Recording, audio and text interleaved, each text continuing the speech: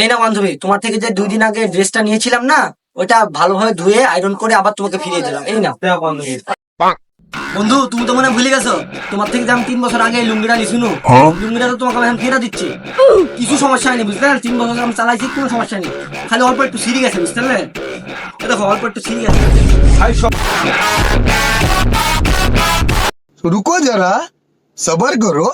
কিরে বান্ধবী, তোর কতক্ষণ ধরে মেকআপ করা লাগে? মার্কেটে যাবি না? জোরে চ, মার্কেট তো বন্ধ হয়ে যাবে। এমন করতেছিস কেন বান্ধবী? মাত্র 2 ঘন্টা হলে তো মেকআপটা করতে বসেছি। আর 5 মিনিট থাম না। ওই ওই মার্কেটে যাবো, চ। থাম, আমি প্যান্টটা পরে আসি। আরে প্যান্ট পরা লাগবে না, কতটা লুঙ্গি পরে মার্কেটে যাচ্ছ?